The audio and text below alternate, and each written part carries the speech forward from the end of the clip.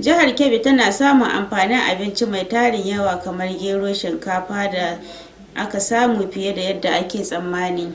Duk da jinkirin damina da kuma daukewarta da wuri, manoman jihar sun samu albarkar damina sakamakon tallafin da gwamnati ta basu da kuma inganta harkar noma. Hassana Abubakar Koko ta ruwaito cewa duba da irin tasirin da wannan girbin ke yi wajen samar da abinci da kuma tattalin arziki a cikin gida.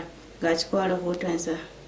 Jihar Kebbi, wadda aka fi sani da aikin gona, ta kasance ɗaya daga cikin manyan masu samar da amfanin gona a ƙasar nan, kamar su shinkafa, gero, alkama, masara da dawa. Duk da rashin tsayuwa da kuma daidaiton ruwan sama a damunar bana, wanda ka iya rage yawan amfanin gonan da za a samu, bangaren aikin noma ya samu ƙarfin gwiwa da juriya da ta dace a bana. Manoma da suka bi shawarwarin gwamnatin jiha da ta tarayya na gudanar da aikin gonar a saman tudu sun fara girbe amfanin gonarsu mai yawa, wanda kuma hakan ya taimaka wajen saukan farashin kayayyakin abinci.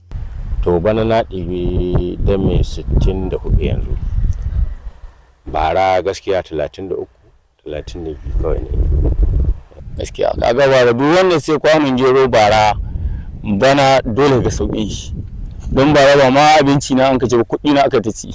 Wannan nasarar ta kawo sauƙi ga farashin kayan abinci, inda farashin ke ci gaba da raguwa a sassa daban-daban na jihar. Misali, kwano ɗaya na shinkafa ta gida a halin yanzu ana sayar da ita a naira 1,200 zuwa naira 1,500 bisa ga irin gyaran da aka yi mata, yayin da gero kuma ana samun kwano a kan naira 300 zuwa 400. Jama'a da dama ne ke fatar ci gaba da samun daidaito a kasuwa idan kayan gonan sun ci gaba da samun wadata da bukatar al'umma. Sai dai kuma farashin kayayyakin da ake sarrafawa irin su taliya da makaroni da kuma wasu ababen na ci gaba da hauhawa, duk kuwa da raguwar farashin hatsi da ake samu.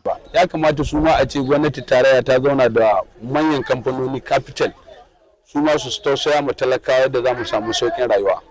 Duk yadda abinci ya yi sauƙi, sa'i 600 ka je sayan taliya an ce 1,500 ko 2,500, kaga ai abin bai sauka ba. Wannan bambancin yana nuna yadda lamarin farashin abinci ke da sarƙaƙiya a jihar. Masana na ganin cewa idan wannan ya ci gaba da ɗorewa, zai kasance wata babbar hanya zuwa samun isasshen abinci da kuma haɓaka tattalin arziki. Daga birnin Kebbi, Usman Abdullahi Shehu, labarun NTA.